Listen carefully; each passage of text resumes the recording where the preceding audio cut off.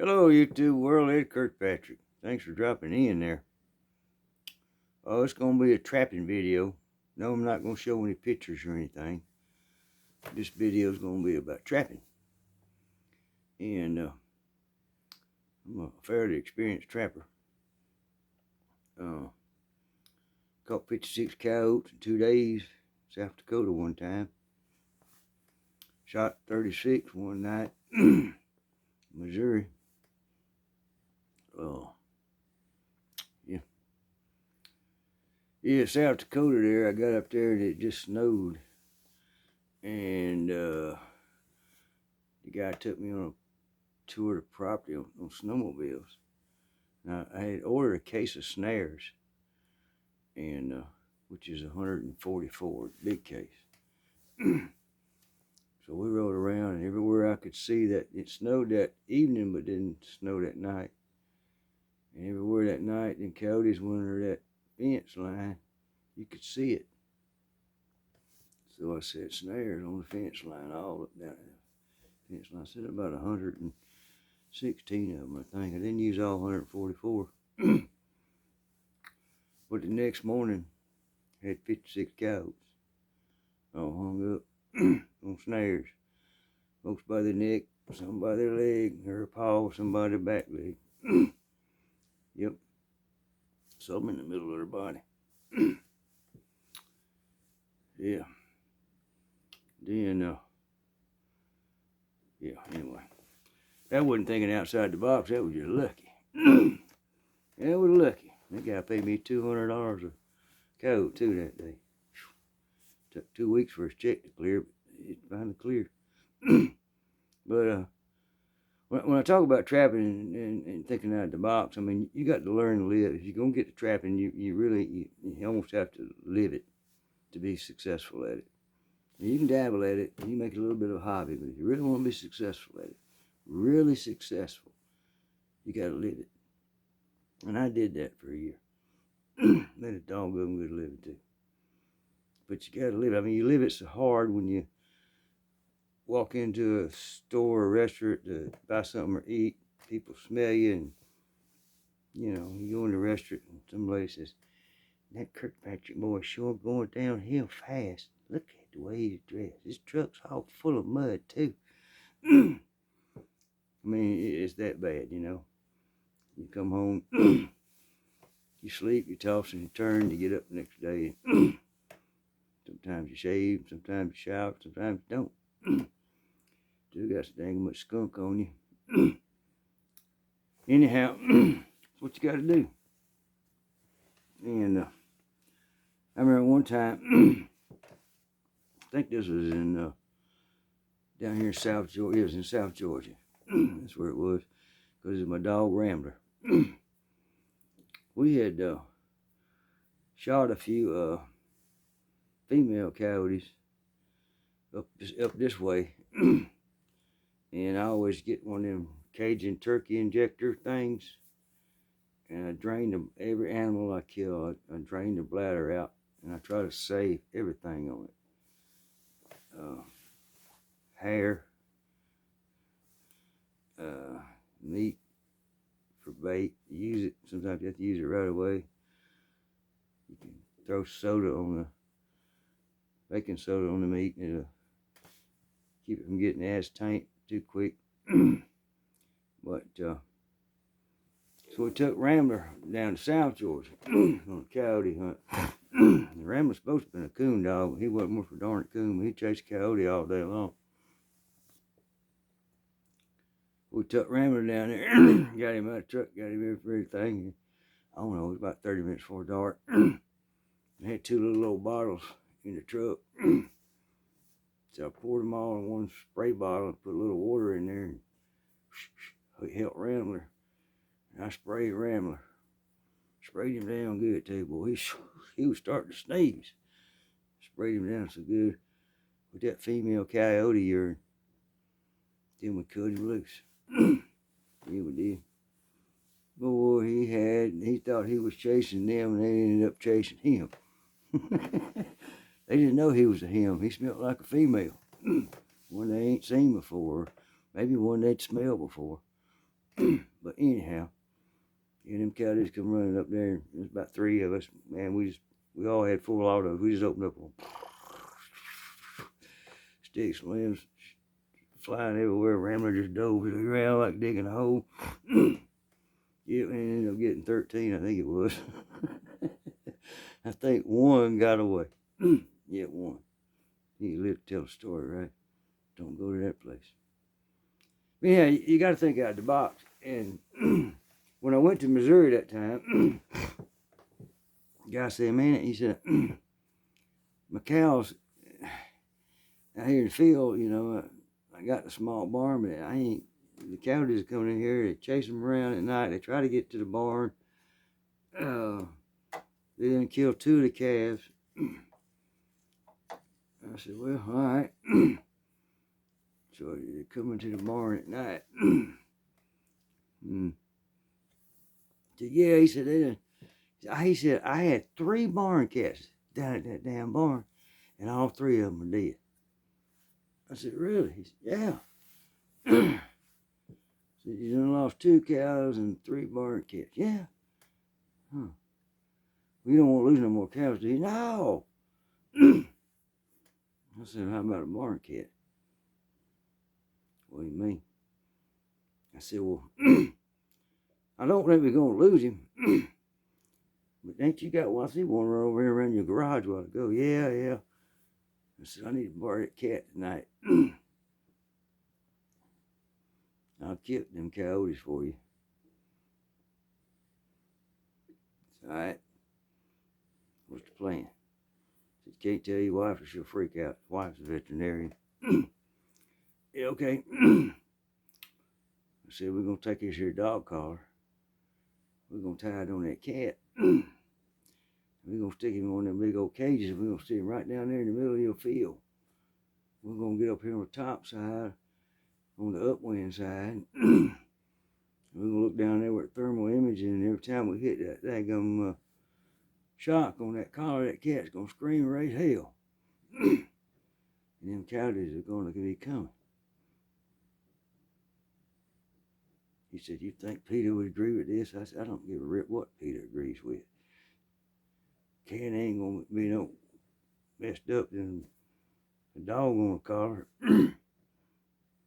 So, that's what we did.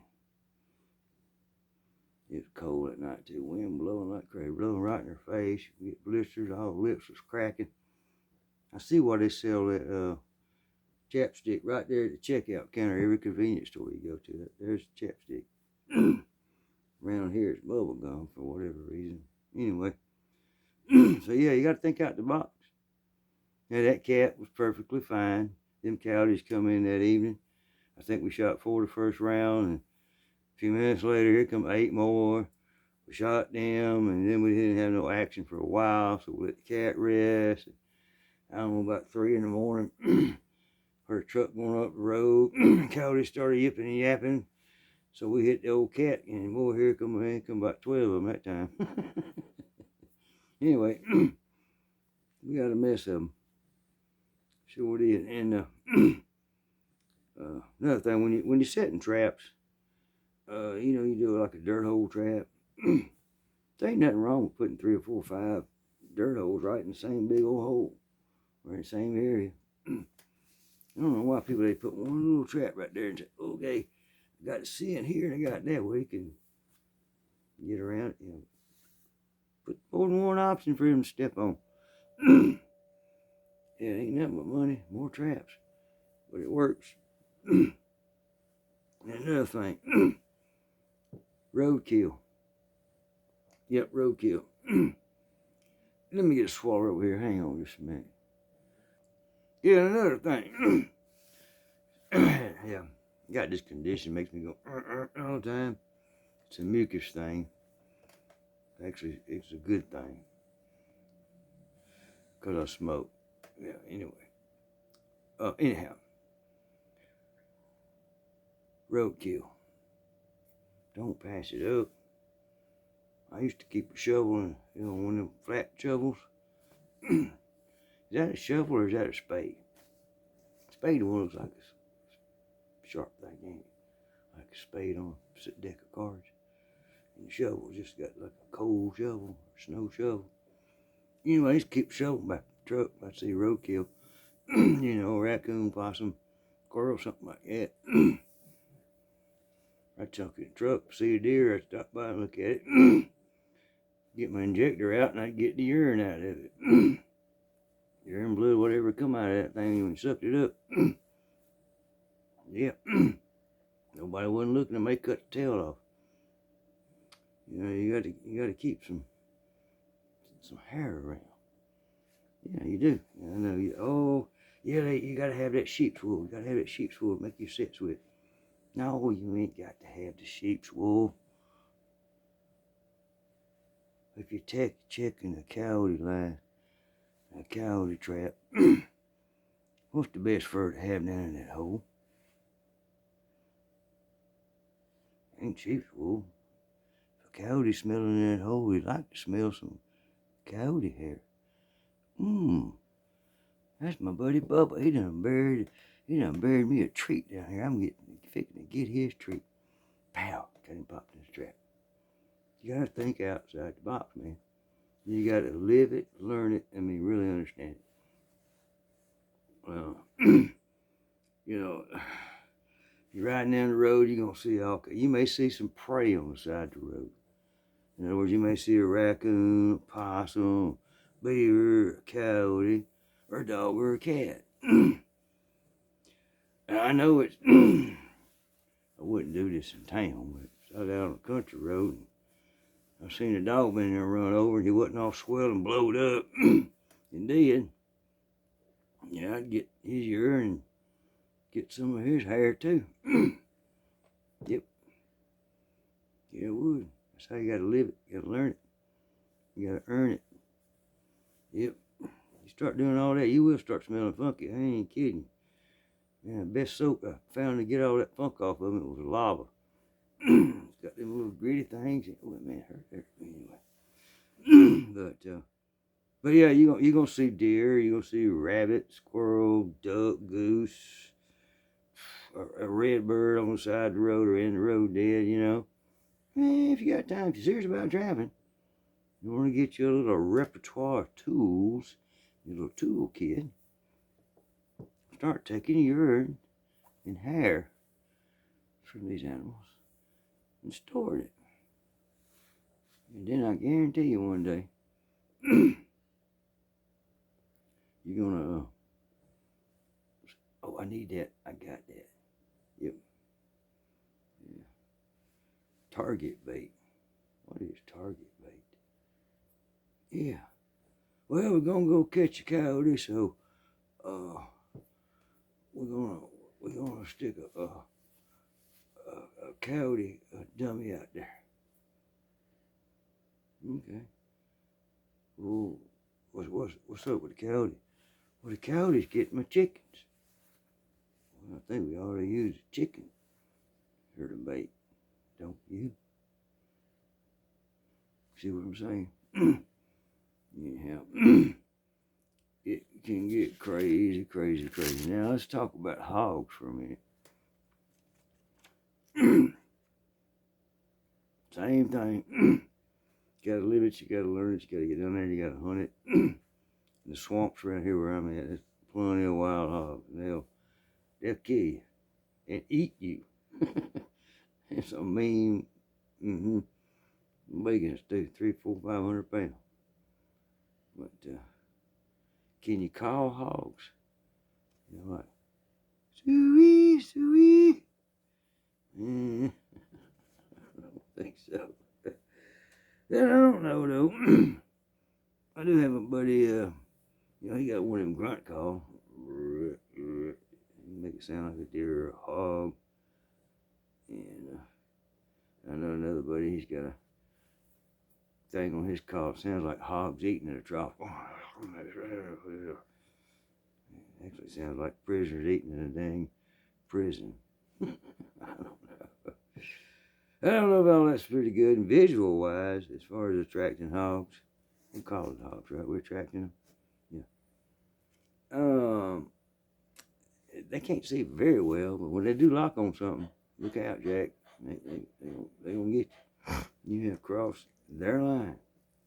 It's on, Monkey Kong. It's on. So, ain't too much you can do visually.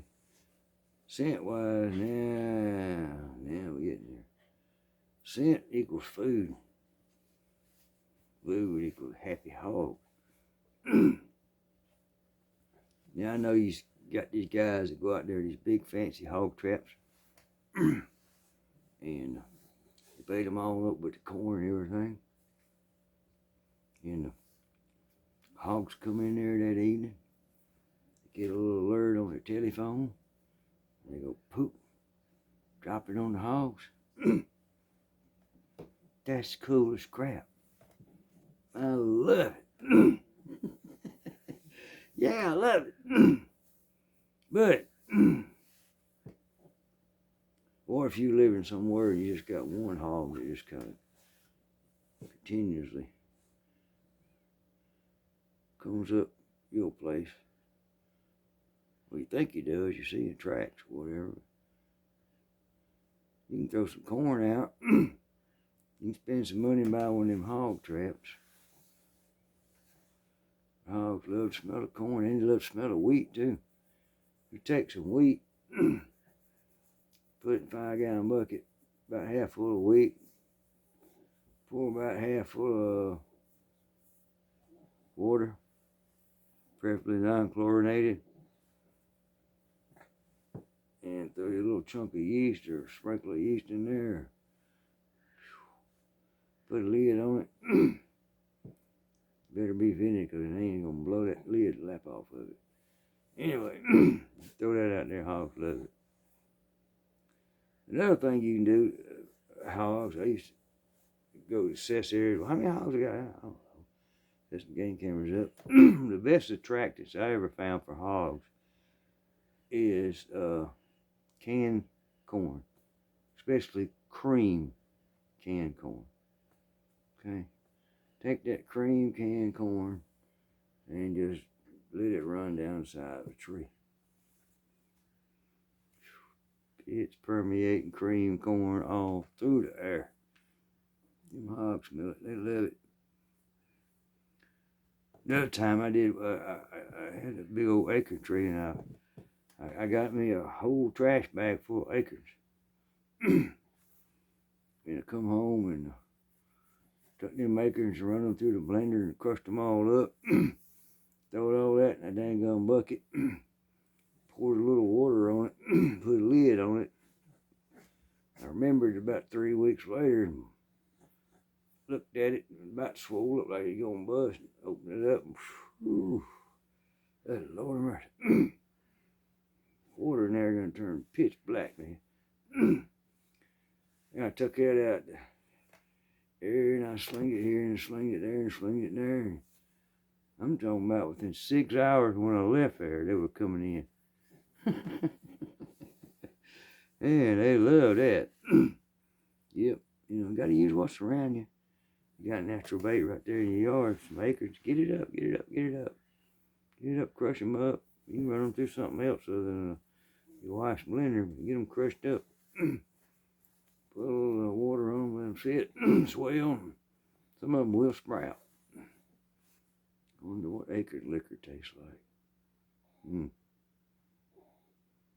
Don't know, but and when you get a hog, oh, I got the hog, okay.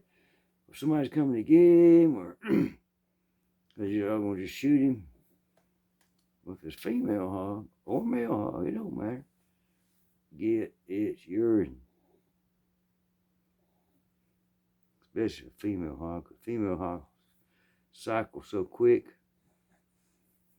If you got a big old female in there and her little piggies are, you know, up about maybe 2.5 foot, she's cycling already. She's already cycling. They already weaned, they hunting on their own. She's cycling right there. That's a good lure. You want to catch a pig, you know. I think I was talking about earlier, a buddy of mine, and this pig kept coming up, kept seeing these tracks, you know. Then one night he heard this big old blam.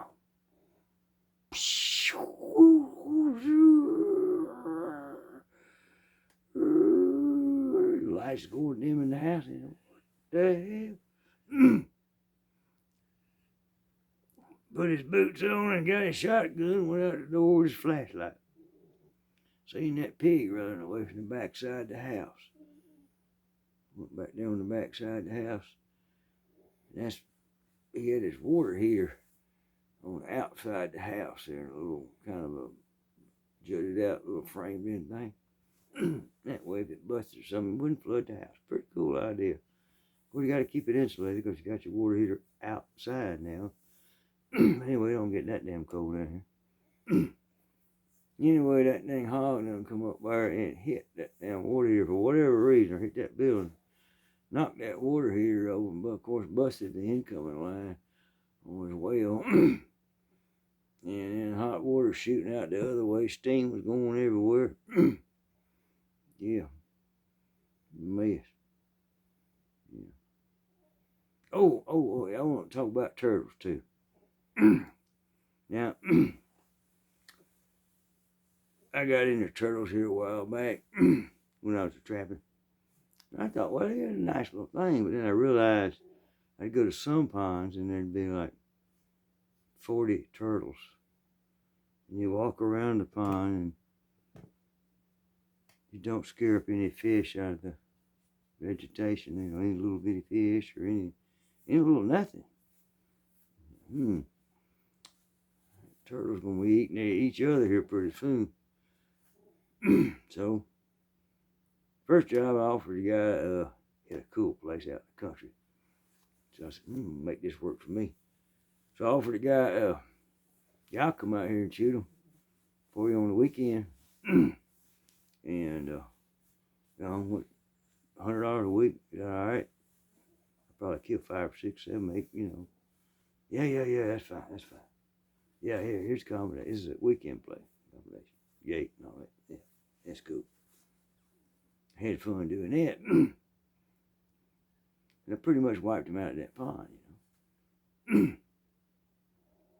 Then another fella called me up and said, I got a recommendation from you, you know, I got turtles in my pond. Well, same thing. We offered to shoot him. He said, no.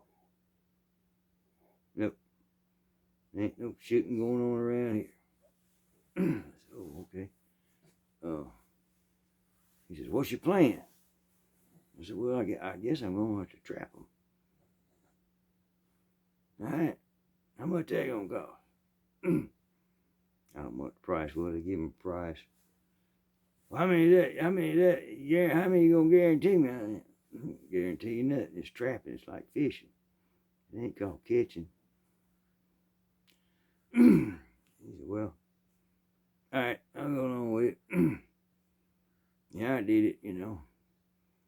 It was getting toward the fall of the year, and I was, you know, something about turtles. Remember this, they're cold-blooded creatures, like a snake, and a reptile, an alligator. They're cold-blooded. So, when it gets cold, they can't move. They just suspended animation. Cryo Lab 101. The turtles. Anyhow. So, we got turtles. So I go out there and I'm not catching it way enough, you know. And I told the guy, I said, man, I'm sorry. I said, I'll tell you what. I spent 4 weeks out there. I said, oh, because the turtles, when it got cold, the turtles disappeared. And I told the guy, I said, you know, I'm sorry. Turtles done disappear now. And I just feel bad. And, you know, probably catch 6 or 7 in about a 3-week span. I feel bad, you know, I ain't going to charge you for the last week. He said, well, all right. So he figured it out, call me back. And it just kind of hit me. So, went on home, thought about it. I figured it out. The turtles are gone. Where did they go? Well, they ended up on the bank and buried themselves under mud and straw. Got my turtles right where I want them, and they can't move. They in suspended animation. Called old buddy back, said, "Hey man, I think I figured this out." I said, it's an experiment. I want to try it. I'm not going to charge you. If I am going to screw your dang pond up a little bit, let me just tell you what I'm fixing to do.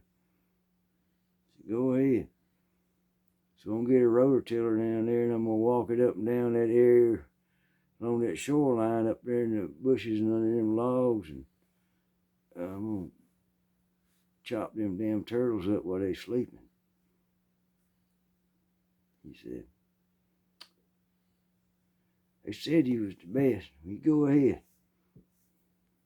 All right. So I did. I was thoroughly amazed at the number of turtles I cut in half, rototilling through there. Once I found the sweet spot, where if it rained real hard, the water still wouldn't get up to where they done nested, get buried a hole in the ground.